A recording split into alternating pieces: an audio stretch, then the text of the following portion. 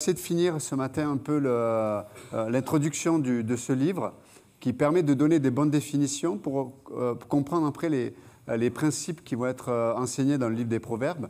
Parce qu'après, il va y avoir des principes qui vont être enseignés par Salomon à travers ce livre. Mais c'est important d'avoir les bonnes définitions pour comprendre quelque part ce qu'il veut nous communiquer. Et donc là, toute l'introduction qu'on est en train de voir en ce moment, ensemble, ça permet de mettre les bonnes définitions sur les mots. Parce que le français, lorsqu'on lit en français les termes, on peut avoir une définition qui correspond à déjà à notre culture, qui correspond à notre définition, que ce soit le petit Robert, le grand Robert, le gros Robert, peu importe, à Robert. C'est un dictionnaire, pour ceux qui ne connaissent pas. Mais donc on peut avoir des définitions qui ne correspondent pas aux définitions que l'auteur voulait souligner. Donc c'est pour ça que nous regardons ensemble le texte original, en hébreu notamment, pour essayer de faire ressortir la définition de l'auteur. J'ai un bruit qui me gêne. Vous l'entendez ou pas? Ah, ok. C'est lui là, le coupable. Hey, excellent. J'étais même mon truc, hop. Et vous savez, ces petits buzz là qui sont là en arrière, là, ça arrive même dans nos vies. Hein. Petits bruits, tu ne sais pas pourquoi je ne suis pas bien, parce qu'il y a un bruit. Hein. Et donc on va lire ensemble, si on peut se lever, comme ça on peut changer de position, vous pouvez vous lever. On va lire ensemble donc, le livre des Proverbes, chapitre 1.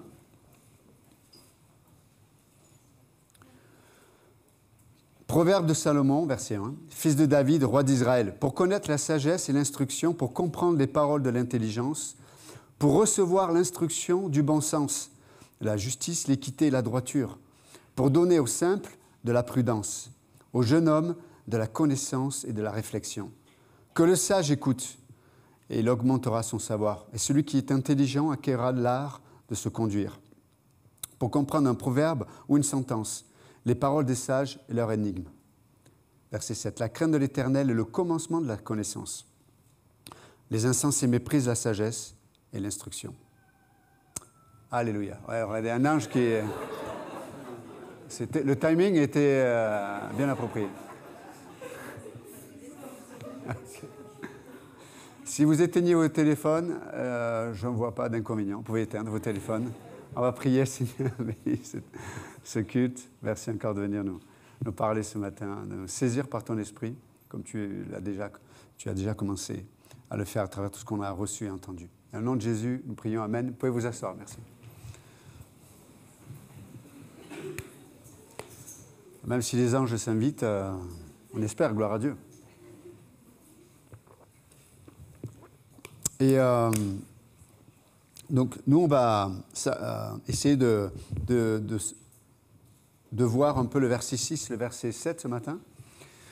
Et donc, pour comprendre le verset 6, il faut déjà revoir un peu ce qu'on avait peut-être communiqué la semaine dernière sur le verset 5, vous vous souvenez, que le sage écoute. Donc là, il arrive un peu à la conclusion de tout ce qu'il a dit précédemment. Donc, le sage écoute et il augmentera son savoir, et celui qui est intelligent acquérera de l'art de se conduire pour comprendre un proverbe ou une sentence. Donc, qu'est-ce qu'il est en train de dire? C'est que ce qui a été intériorisé au verset 5, ça va donner une direction pour ce qu'il est en train de dire du verset 6. Donc, au verset 6, il commence en disant, il utilise le terme pour comprendre. C'est le même terme en hébreu que nous avions vu au verset 5. La déclinaison pas la même, mais au verset 5, vous vous souvenez, quand il est dit que celui qui est intelligent, ou l'homme sensé, selon les traductions, c'est le même mot en hébreu. Donc là, il dit pour comprendre. Donc, dans le verset 5, pour être clair, dans le verset 5, quand il dit l'homme sensé, ou pour acquérir, pour être intelligent, pardon, là, la déclinaison parle du fait que l'homme qui a reçu les proverbes, qui a reçu la pensée de Dieu, qui a entendu, est devenu ou devient ce qu'il a entendu. Donc, ce n'est pas juste de la connaissance qu'il a sur les choses, ou même sur la Bible, ou même sur Dieu. C'est qu'à un moment donné, ça fait partie de son être. Et nous avions vu ensemble que pour que quelque chose fasse partie de notre être, on a besoin, il faut que ça se transforme en habitude d'abord. Une habitude de penser, une habitude de réorienter nos émotions, notre âme dans les situations. Donc, quand quelque chose, une vérité devient une habitude, cette habitude produit l'être. Ça veut dire que je sais, mais maintenant, ce que je sais contrôle ce que je suis. C'est ça, en fait. Donc ça, c'est le terme dans le verset 5. Mais dans le verset 6, la déclinaison n'est pas la même. Ça, là, dans le verset 6, quand il dit, mais pour comprendre, un proverbe, etc., mais le mot pour comprendre, là, c'est plutôt dans l'idée de communiquer cette compréhension. Et donc, c'est intéressant de voir la façon dont Dieu travaille. C'est qu'avant de pouvoir expliquer quelque chose à quelqu'un, avant de pouvoir éclairer une vérité dans la vie d'un autre, ou de bien le verbaliser, ou de bien organiser notre pensée, il faut d'abord devenir la chose qu'on a reçue. C'est pour ça que c'est intéressant, parce que l'Écriture nous dit que, vous vous souvenez, quand Jésus, dans Matthieu 28, il dit, mais allez, faites de toutes les nations des disciples. Et c'est quoi, par définition, un disciple? C'est quelqu'un qui devient. Il devient à l'image de son maître. Il ne sait pas seulement au sujet de son maître. Il ne suit pas seulement les pas de son maître. Mais c'est qu'en suivant les pas de son maître, il devient comme son maître.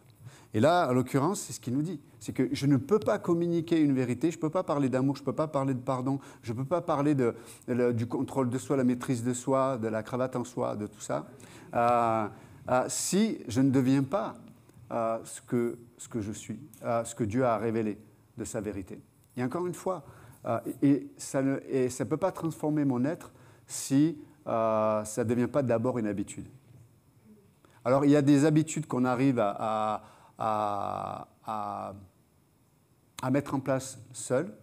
Et puis, des fois, il y a des habitudes qui vont avoir besoin de tuteurs. C'est un peu comme une plante. Dans sa jeunesse, des fois, si on veut qu'elle ait la bonne direction, il faut mettre un tuteur. C'est comme un bout de bois ou un bout de plastique. Et ça va l'aider. Puis, à un moment donné, le tuteur, il ne sert plus à rien. On le jette. OK ? De la même façon, des fois, pour que des vérités deviennent des habitudes, on a besoin d'être aidé, on a besoin d'être encouragé, on a besoin d'être avec les sages, comme dit l'Écriture. Que celui qui veut être sage soit avec les sages. Et donc, ça nous amène aussi à ne pas avoir peur à considérer notre vie, de ne pas avoir peur à considérer nos priorités. D'accord ? Parce que comme on l'a vu au préalable, d'abord, Dieu nous donne les motifs, les motivations de son enseignement. C'est que le cœur de Dieu, ce n'est pas simplement qu'on devienne conforme seulement à ce qu'il voudrait que l'on soit. C'est que la motivation de Dieu, c'est que notre cœur soit gagné pour devenir ce qu'il voudrait que nous soyons. Vous me suivez? Donc, ce que Dieu veut, c'est notre cœur. Donc ça, c'est sa motivation. Maintenant, il met des outils en place, et c'est les proverbes, etc., etc. Donc, là, dans le verset 6, quand il dit, mais pour comprendre un proverbe ou une sentence, c'est-à-dire pour pouvoir le verbaliser, que ce soit clair dans notre esprit, le mot en hébreu, ça parle de distinguer. Tu sais, c'est comme si tout le monde se mettait à parler, là. Allez-y, parlez, dites bonjour, mais parlez tout seul, à haute voix. OK. Et si je pose une question, quelle est la couleur de ma cravate? OK. Donc, si tout le monde parle en même temps, je vais entendre du brouhaha, je vais entendre du son. Et même si vous me donnez les bonnes réponses, ça va strictement me servir à rien. Parce que je serai incapable de distinguer ce que vous êtes en train de dire. C'est ce mot hébreu-là. Le mot-là, quand il dit pour comprendre, donc, pour pouvoir distinguer, pour pouvoir éclaircir, pour pouvoir, je cherche le terme, de pouvoir identifier une vérité au milieu de toutes les voix, de tout le brouhaha dans notre esprit, dans notre âme. On a besoin au préalable que cette parole, que cette vérité ait imprégné notre être. OK ? qu'on ne soit plus dans une disposition où on est en train de faire un bras de fer avec Dieu. Alors, est-ce que, voilà, par exemple, je ne sais pas moi, un sujet tel que, si on prend un sujet un peu qui fait remuer un peu le sang, si on parle de l'enfer, c'est un sujet, vous savez, Jésus a parlé plus de l'étang de feu de l'enfer que du paradis. C'est quand même bizarre, hein, parce qu'il était venu pour ça. D'abord pour sauver l'homme de cette malheureuse destination à cause du péché. Mais si je prends par exemple un sujet tel que celui-ci, j'ai besoin de... Mais si dans mon esprit je fais un bras de fer avec Dieu, non, mais c'est pas possible. C'est pas possible que... et tu sais, tu remets en question le caractère de Dieu, tu remets en question la parole de Dieu, on a mal compris, c'est pas comme ça, c'est pas comme ça. Donc, si dans ton esprit, il y a encore ce bras de fer intérieur, qu'est-ce qui se passe? Tu seras incapable de distinguer. Parce que pourquoi cette vérité t'a pas imprégné? Et comment l'on sait qu'une vérité ne nous a pas imprégné notre être? C'est qu'elle ne donne pas une direction à nos actes. Quelque chose qui est intériorisé, quelque chose qui a imprégné mon être, ça va produire des actions, ça va produire des actes, ça va produire des priorités, ça va produire de bonnes habitudes. Vous êtes avec moi ou pas? C'est comme le pardon. Je peux dire, ok, je connais ce que la Bible dit du pardon, mais quand je vois cette personne-là, oui, on s'est demandé pardon, mais intérieurement, je juge la personne, j'ai de la haine pour la personne, j'ai de la colère, vraiment, toutes les émotions que je ne voudrais pas avoir en moi, elles y sont. C'est que oui, intellectuellement, il y a une forme de pardon, mais intérieurement, le pardon n'a pas pris sa place dans mon être. Vous comprenez l'idée? Et donc, même si demain, je vous conseille, je vous parle du pardon, il n'y aura pas cette onction qui brise le joug. Vous savez, quand Dieu nous parle d'un sujet, même quand il nous corrige, c'est édifiant. Mais si je communique une vérité qui ne m'a pas imprégné moi-même, qui n'a pas changé mon être, ça va être difficile de la communiquer. Ça va être difficile de vous amener à distinguer ce qui est de Dieu, ce qui n'est pas de Dieu, même dans ce domaine-là. Vous êtes avec moi ou pas? Et donc ça, c'est ce mot-là. Ça nous donne les proverbes, l'enseignement des proverbes dans la sagesse. Le sage, c'est celui qui n'est pas rempli de lui-même, vous vous souvenez?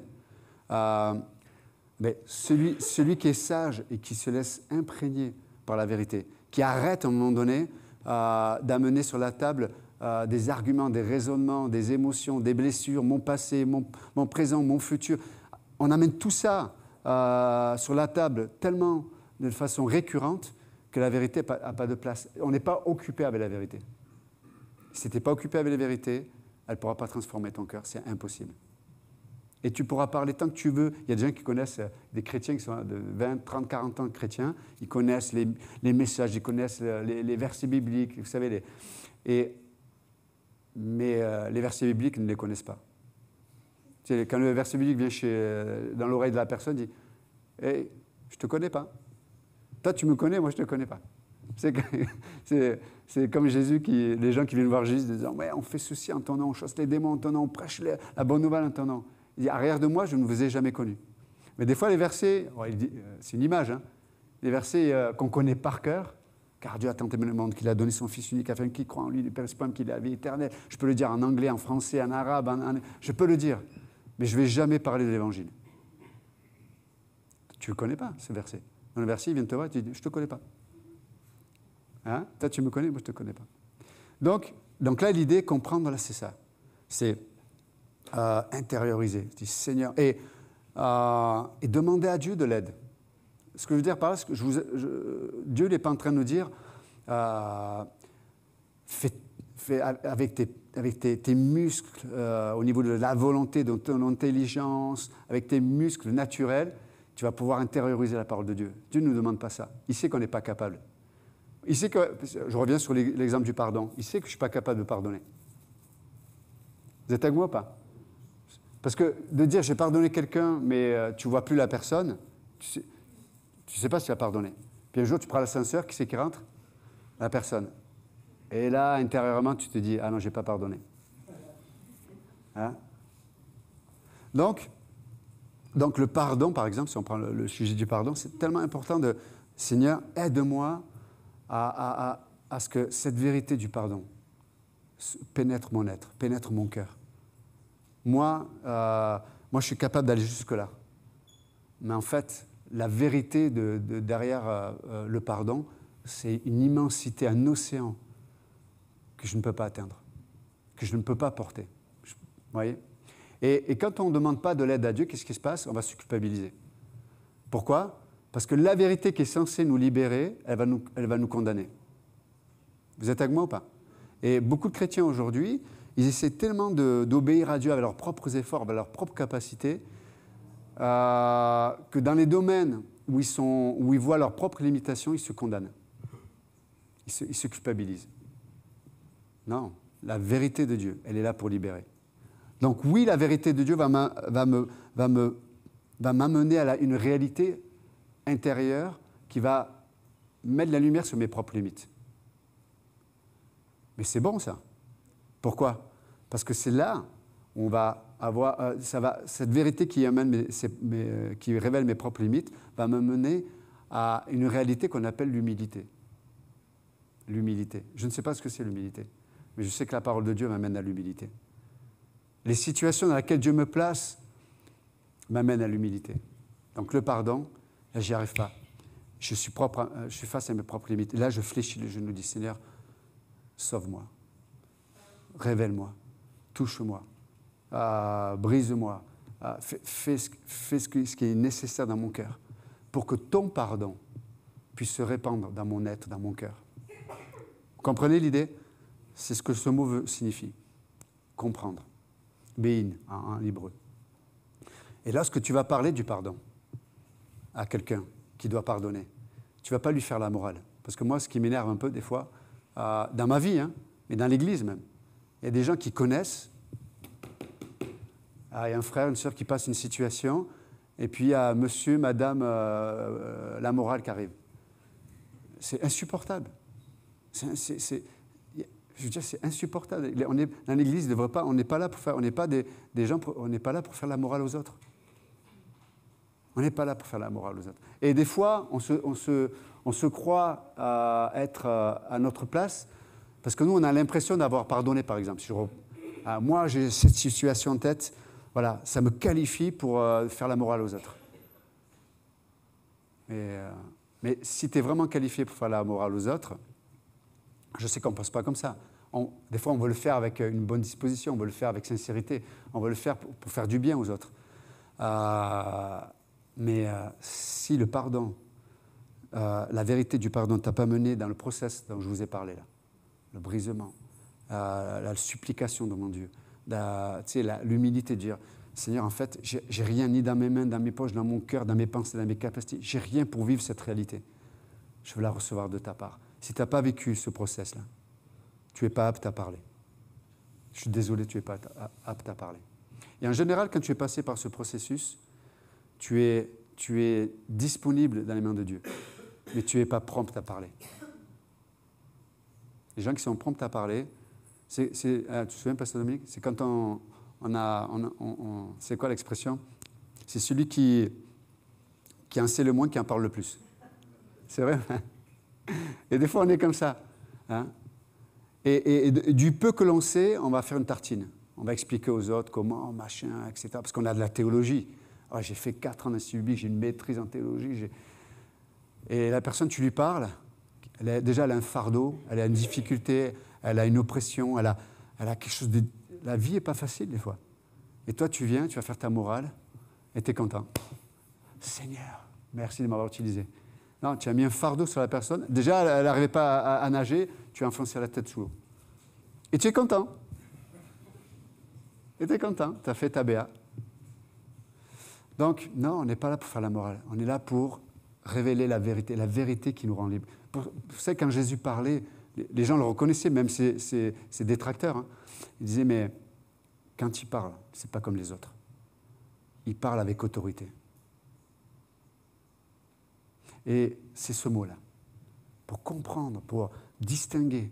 Quand je vais parler à un frère, une sœur, si je dois parler, des fois je me tais, même si j'ai des choses à dire intellectuellement parlant, peut-être Dieu ne me demande pas de parler. Mais si je dois le faire, je vais communiquer cette sagesse qui va faire qu'on va distinguer ce qui vient de Dieu, ce qui ne vient pas de Dieu. Et quand on arrive à distinguer, à faire ressortir ce qui vient de Dieu, ça produit l'espérance. Oui ou non?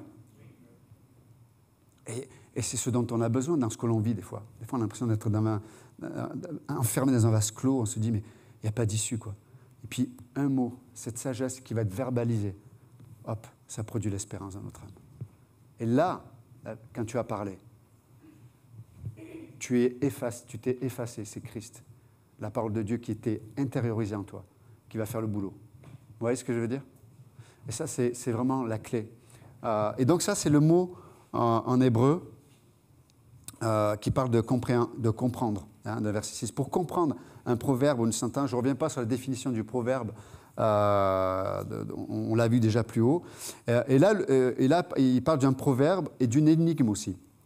Après, il dit les paroles des sages et leur énigme. Donc tout ce qui a été intériorisé dans nos cœurs va nous amener à pouvoir comprendre même les énigmes. On va voir le mot, c'est assez intéressant. Mais là, il parle des paroles des sages. Et là, ça revient un peu à ce que je disais. Là en hébreu, quand il est dit... donc pour comprendre un proverbe ou une sentence, les paroles des sages, là littéralement, c'est ceux qui extériorisent ce qui occupe leur cœur. Pour le dire autrement, c'est ceux qui verbalisent la sagesse, un peu à l'image des choses que je viens de vous parler. Donc là, les paroles des sages, en hébreu, cette expression-là, ça signifie ceux qui verbalisent extérieurement la sagesse. C'est pour ça que je disais que ça signifie, c'est ceux qui ont intériorisé, ceux qui extériorisent ce qui occupe leur cœur. Hein? Et le terme extérioriser, c'est extérieur, ça signifie faire vivre à l'extérieur. Donc ce qui vit à l'intérieur va prendre vie à l'extérieur. C'est ça en fait les paroles des sages. C'est-à-dire ce qui vit à l'intérieur va être vécu, extériorisé. Donc ce qui occupe mon cœur va être révélé à l'extérieur. L'invisible va devenir visible. C'est pas extraordinaire ça? L'invisible va devenir visible. Moi, les paroles, vous voyez pas, vous n'avez pas l'alphabet qui apparaît pendant que je parle, hein, et qui se met en place. Non, c'est invisible. Ce sont des sens, ce sont des résonances. Ce que je dis, vous l'écoutez, et ça fait des liens dans votre esprit. Vous dites, ah ouais, telle situation, ou tel combat intérieur, ou tel... Donc, voilà, c'est invisible tout ça. Mais pourtant, ça se passe de façon réelle dans nos cœurs. Et la question, c'est, toutes ces choses invisibles de la parole de Dieu, quelle part d'occupation elles ont dans mon cœur? Donc, ce qui est intéressant, c'est que la parole de Dieu, elle est capable d'occuper notre cœur. Par contre, la vie, nos angoisses, nos craintes, elles préoccupent notre cœur. Donc, elles remplissent notre cœur d'autre chose. À la parole de Dieu, elle occupe mon cœur. Et quand mon cœur est occupé avec la parole de Dieu, qu'est-ce qui se passe? Ça va avoir un effet dans toutes les sphères de mon âme. Ma volonté, ma compréhension, mon identité, ma façon de voir les autres, les situations, etc. Tu vois? Et ça va me donner la sagesse. Ça veut dire, je vais comprendre comment la parole de Dieu peut s'appliquer dans ma situation. Encore une fois, s'il n'y a pas une application dans ma situation, parce que mon cœur est occupé avec la parole de Dieu, je veux dire, à quoi ça sert de venir dimanche matin? Hein, parce que je vous donne des versets, etc. Mais je peux ressortir de là et puis être le même ou la même lorsque je suis venu. Vous comprenez? Mais normalement, la parole de Dieu, elle sème quelque chose dans mon cœur. Donc, il est extrêmement important de se poser la question, dans mon emploi du temps, dans ma vie, est-ce que mon cœur est occupé ou est-ce que mon cœur est préoccupé? Je peux être préoccupé par la mort. Je peux être préoccupé par une relation qui m'échappe. Je peux être préoccupé par un boulot que j'ai ou que je n'ai plus. Je peux être préoccupé par la santé. Je peux être préoccupé par plein de choses. Je peux être préoccupé par, des fois, les conséquences d'une situation qui s'est déjà passée, qui est négative. Et là, demain, je dois faire face aux conséquences. Je peux être préoccupé par tellement de choses.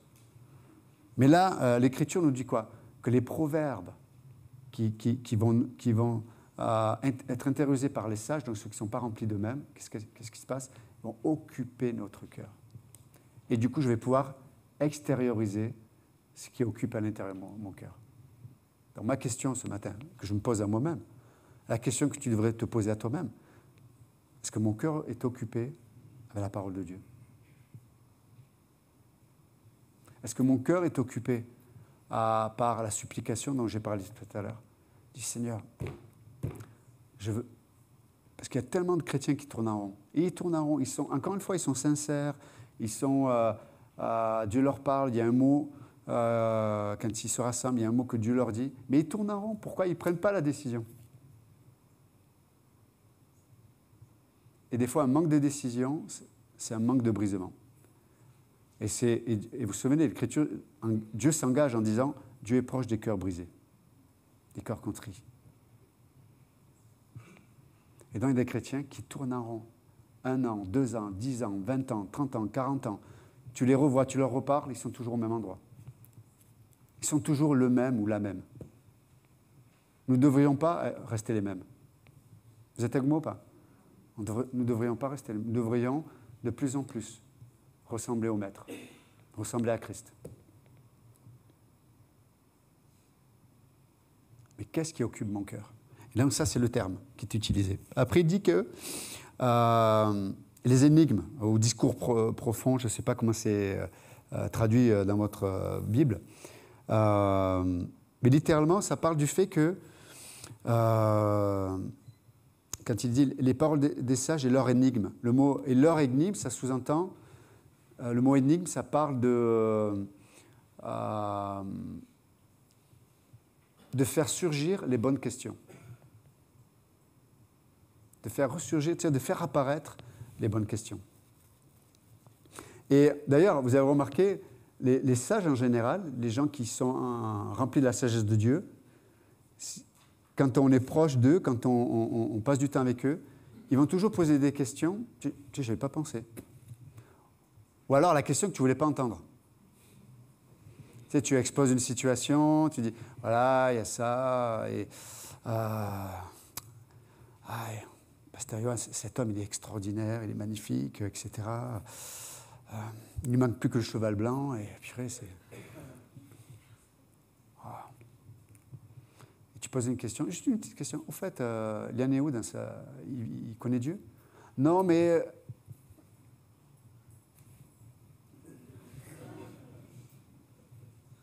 Tu sais, la question, là. Et il passe son temps à... Est-ce qu'il est... Oui, il passe tout son temps, il le passe pour ses propres passions. Et comment il est avec les autres? Non, les autres, il n'y a pas d'autres. Non, il est occupé avec lui-même. Ah, et tu te maries avec? Ah, ok, d'accord. Tu veux te marier avec des problèmes, c'est ça. Mais tellement beau, tellement mignon, tellement gentil. Oui, tant qu'il mange gratuit, il n'y a pas de problème. Mais tu verras que quand il faudra payer l'addition, ce ne sera pas le même. Donc là, le mot là, en hébreu, ça sous-entend les paroles des sages et leur énigme. Le mot leur énigme, ça parle les énigmes, quand on vit des situations, des fois, on peut être confus, on ne sait pas comment penser, on ne sait pas comment réagir, on ne sait pas comment déterminer une bonne direction dans ce que l'on vit. Là, c'est l'énigme. Mais là, ce terme sous-entend que le sage, il est capable de faire ressortir la bonne question au milieu de ces situations-là. C'est intéressant quand même. La bonne question. Et ça, c'est tellement important. Dans ce que tu vis, dans ce que je vis, est-ce qu'il y a la bonne question qui a été posée? Des fois, elle est posée, mais on ne peut pas l'entendre. Elle ne nous plaît pas. Mais c'est extrêmement important. Ceux qui nous font d'être à côté de ceux qui nous font poser les bonnes questions. Et vous savez comment Dieu fait avec nous pour nous amener à nous poser les bonnes questions? Il nous amène à verbaliser par nous-mêmes la bonne question ou la bonne réponse. C'est ça, l'énigme, la sagesse.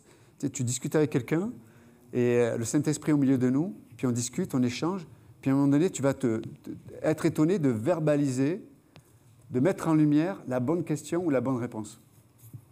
Alors que ça fait des mois ou des années que tu te poses la question.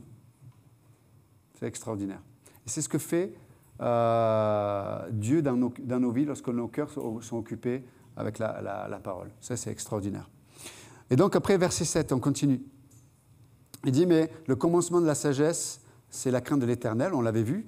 Et pour finir ce matin, c'est intéressant de voir que, des fois, pour comprendre une vérité, c'est intéressant de voir les mises en garde de la parole de Dieu pour ceux qui ne vivent pas cette vérité. Donc là, quand il dit, par exemple, la crainte de l'Éternel et le commencement de la sagesse, et là, il continue en expliquant ceux qui n'ont pas la crainte de l'Éternel. Il dit, mais les insensés méprisent la sagesse et l'instruction. Et donc, on va essayer de regarder ce que ça signifie, les insensés méprisent la sagesse et l'instruction, parce que ça va nous aider à comprendre ce que c'est la crainte de l'Éternel. La crainte, ce n'est pas simplement vraiment la frayeur, le Dieu omnipotent, le tout-puissant, si tu n'obéis pas au doigt et à l'œil, si tu ne fais pas ce qu'il te dit, tu vas prendre un truc sur la tête, un peu comme les Gaulois, le ciel va me tomber sur la tête, tout va mal se passer. Donc il y a des chrétiens qui sont, on appelle ça de la superstition religieuse. Il y a des chrétiens qui deviennent des superstitieux, quoi. Hein, si j'évangélise pas, si je lis pas ma Bible, si je prie pas, puis il y en a qui mettent le curseur, si je prie pas 5 minutes, l'autre si je prie pas 2 minutes, si je prie pas 1 heure, c'est pas la crainte de l'Éternel, ça, c'est la religion. C'est pas la crainte. T'as la crainte qui est liée à ta propre conscience, mais c'est pas une crainte qui est liée à la personne de Dieu. Vous voyez la différence? Donc des fois, on fait les choses parce que notre conscience nous les dicte. Or, nous devrions ajuster notre conscience selon le cœur de Dieu. Vous êtes avec moi ou pas? Ou c'est trop compliqué? Ou j'explique mal? Ça arrive. Ça arrive rarement, mais ça arrive. Ah, ok. Mais, donc là, il est dit que, verset 7, les insensés, littéralement, hein, on pourrait traduire le mot par les fous. Les fous, la racine du mot, ça a le sens d'être entêté. Ceux qui sont entêtés, les têtus, là. C'est quoi? On dit entêté ou têtu comme un quoi? Quel animal? Une mule? Un âne? Ah, c'est ça, hein? Merci. Ok. Vas-y, dites-le. Entêté comme une? Ah, ok. Mais là, c'est le terme en hébreu. L'insensé, le fou, c'est celui qui il devient comme une mule. Hein, et c'est drôle parce qu'aujourd'hui, dans le monde dans lequel on vit, on pense que c'est une vertu. Ah, moi, je suis comme ça, je ne bouge pas. Mon père, ma mère, mon arrière-grand-père, même les fossiles, on a révélé qu'ils pensaient la même chose. Ah, je ne bouge pas. Et c'est comme, il y a des gens qui ne bougent pas, mais tous tes enfants, ils sont asthmatiques. Ouais, mais moi, je ne bouge pas, c'est comme ça, je les éduque comme ça. Tu ne te poses pas de questions.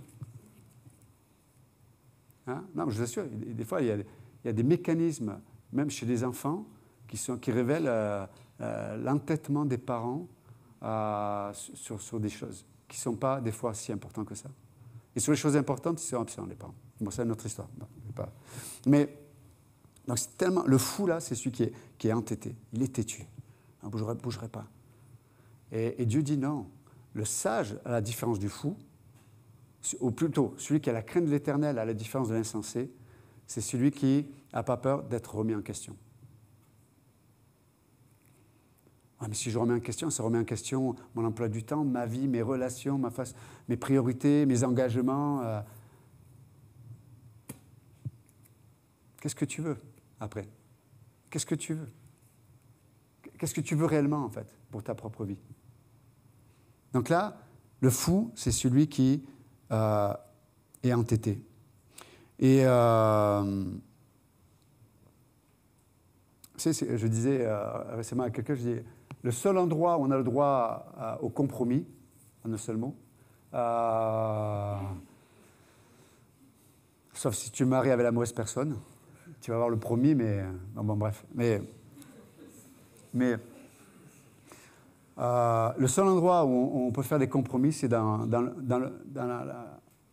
couple. C'est vrai ou pas? Ou dans les relations, des fois, fraternelles. Et je disais à quelqu'un, je dis chez la sagesse des Hébreux, ils disent que le shalom bayit, c'est-à-dire la paix dans la relation, est plus importante des fois que la vérité. D'accord? Ça ne sous-entend pas qu'on cache le péché.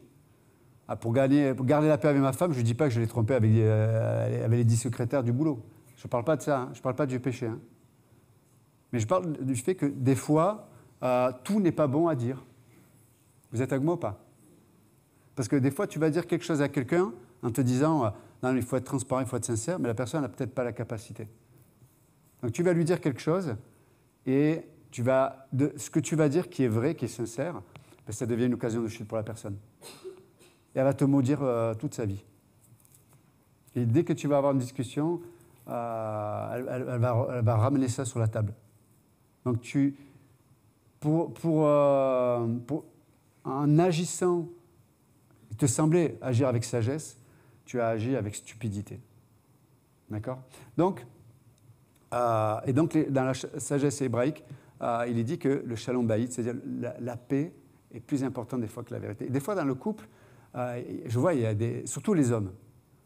Il y en a franchement, c'est des mules. Hein. Ils sont têtus, mais c'est pas possible, quoi. J'ai mis ça. Et d'ailleurs, on le dit, hein, une mule, c'est une bête.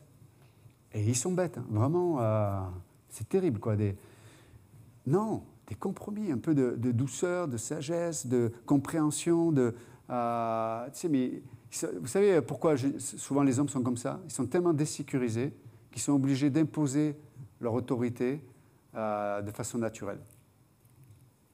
Mais si tu n'es pas désécurisé, tu peux apprendre, tu peux entendre de la part de Dieu tout ce que Dieu va mettre dans le cœur de ta femme et qui est indispensable pour la solidité du couple. Vous êtes avec moi ou pas? Hein? Il faut que notre culture soit une culture biblique, pas une culture de famille, pas une culture de pays. Ah mais nous, chez nous, nous on est pieds noirs, c'est comme ça marche droit. Moi, pays d'Afrique, c'est comme ça. Non, ma culture, nous sommes chrétiens. Hein? Notre culture, elle est de la parole de Dieu. Et ce n'est pas la culture de mon pays ou de ma tradition qui doit s'imposer dans mon couple. Vous êtes avec moi ou pas? Donc, on doit apprendre à faire des bons compromis des fois, pour que la paix soit le lien qui nous lie dans la situation. Tellement important. Autrement, tu vas être, on l'a dit, le fou, entêté, et encore avec cette vertu disant, tu vois, moi je ne bouge pas, je suis comme ça. Ah, c'est bien. C'est bien. Et l'autre, qu'est-ce qu'il fait le fou? Écoutez bien, c'est très intéressant. Il méprise. Ah, c'est le mot... l'insensé méprise la sagesse. Il méprise. C'est prendre pour insignifiant la sagesse de Dieu. Vous savez, lorsque on va dire l'homme naturel ou même le diable des fois, ont un accès au cœur de l'homme, la première réaction, c'est pas que la personne va se jeter par terre en parlant en araméen ou rester collé sur le toit comme l'exorciste, mais la première influence diabolique, c'est qu'elle rend insignifiante, il y a un esprit de moquerie face à la vérité. Vous êtes avec moi ou pas? Il y a un esprit d'abord de moquerie face à la vérité. Il méprise le fou, l'insensé, il va se faire l'écho de l'atmosphère, l'écho de l'ennemi. Il va mépriser la vérité. Il ne faut pas qu'il y ait de place au mépris, au fait de rendre insignifiante la vérité. Si Dieu parle, si Dieu te convainc, si Dieu te dit une chose, ne la rende pas insignifiante. Comme je l'ai dit tout à l'heure, demande de l'aide à Dieu. Mais arrêtez Je finis avec ça. Moi, ça m'attriste de voir les chrétiens. Ils ne sont pas humbles, mais vous savez, les gens pas humbles, des fois, ce sont des pleurnichards, quoi. Il y a des chrétiens, c'est des pleurnichards. toujours en train d'être en train de lécher leurs blessures, toujours en train d'entretenir leurs blessures, toujours en train de se plaindre, toujours en train de... Non! On n'a pas un Dieu qui nous laisse tomber. On n'a pas un Dieu qui nous laisse avec nous-mêmes. Non! Et puis ils sont là, ils sont dans la pitié d'eux-mêmes en disant, tu sais, l'esprit Calimero, ce monde est injuste, tiens, ça n'arrivera jamais, c'est pas pour moi, mais pour les autres ça marche bien, pour moi ça marche. Arrête un peu. S'il te plaît, arrête. Parce que tu es en train de dire que Dieu ne peut rien faire pour toi. Non, on ne méprise pas, on ne rend pas insignifiant la parole de Dieu. Non, on dit, Seigneur, ok, voilà, il y a telle situation, mais je veux que dans ta grâce, mon cœur ne soit pas dur, mais soit doux. Je fléchis les genoux, que ce soit physiquement ou intérieurement, Seigneur, touche-moi, brise-moi, amène-moi sur le chemin où ce que je ne suis pas capable de vivre, de penser, d'expérimenter, ce que, voilà, fais-le, Seigneur. Est-ce que vous croyez que Dieu va vous laisser? Est-ce que vous croyez que Dieu va te laisser avec ça? Non. Parce qu'en ayant cette attitude-là, tu laisses la place à Dieu. Et Dieu nous transforme. Et on n'est pas là pour se plaindre, on n'est pas là pour être dans le champ lexical du pleureur ou de la pleureuse. Non, on est là, on devient des adorateurs. On devient, comme on l'a dit tout à l'heure, de ceux qui extériorisent ce qui occupe leur cœur à l'intérieur. D'accord? C'est tellement important. Hein? Et la personne qui, et ça c'est intéressant, la personne qui est dans cet mauvais état d'esprit-là, qui est insignifiant la parole de Dieu, et du coup qui est un peu cet esprit de plainte, c'est souvent les personnes qui sont en esprit de... Ils sont blasés, quoi. Ouais, la prière, ouais. La Bible, oui, la Bible. Oui, le rassemblement, ben oui. Ah, ouais. Ça t'a touché? Ouais, oui, ça m'a touché. Ah ouais. C'est les gars, la personne, elle est blasée, quoi. Comme les ados. C'était bien? Ouais. C'est super, ouais, c'est super. Non. Non. Quand il y a cette humilité, ce brisement intérieur, on devient des adorateurs émerveillés. Dieu m'a parlé. Dieu est concerné par ma vie. Dieu est concerné par cette situation. Dieu est concerné par cette faiblesse. Dieu est concerné par mes limitations. Vous êtes avec moi ou pas? Ça, c'est extraordinaire. Donc, celui qui a la crainte de l'Éternel, il n'est pas fou. Celui qui a la crainte de l'Éternel, il n'est pas têtu. Il est doux, il est humble, il se laisse...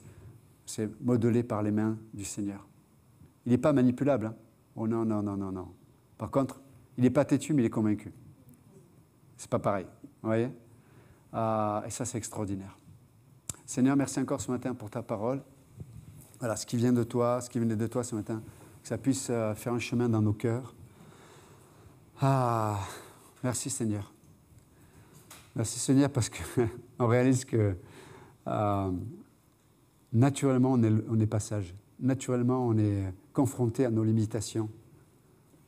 Tu nous connais, Seigneur. Tu sais à quel point, quand on pense avoir compris quelque chose, on se jette à corps perdu pour pouvoir obéir, faire la chose. Mais, Seigneur, tu appelles tes enfants à être à ton image, Seigneur. Dans Philippiens 2, il parlait de Jésus-Christ qui n'a pas eu peur de mettre de côté sa nature divine et de devenir semblable aux hommes. Et quand on a cette attitude-là, Seigneur, tu nous promets l'unité, tu nous promets la paix et cette onction qui brise le joug. Merci notre Dieu. Si ce matin quelqu'un ne connaît pas Jésus-Christ, peut-être vous avez entendu parler de lui dans vos traditions, je ne sais pas, mais vous n'avez jamais vraiment une vraie relation avec lui. Ce matin, vous pouvez faire cette prière. Ce n'est pas une formule magique, mais c'est juste une parole de votre cœur à ce Dieu que vous ne connaissez pas, qui n'a pas cette place dans votre cœur, dans votre vie. Vous pouvez juste lui dire, voilà Jésus-Christ. Je ne comprends pas tout ce matin, mais je sais que tu existes, que tu es là. Je veux croire, je crois de tout mon cœur, de tout mon être, que ce que tu as fait à la croix pour moi, c'est l'expression de ton amour. Je crois à ton amour pour moi ce matin. Je crois que tu es mort, mais je crois que tu es ressuscité d'entre les morts. Et je veux te laisser cette place dans ma vie.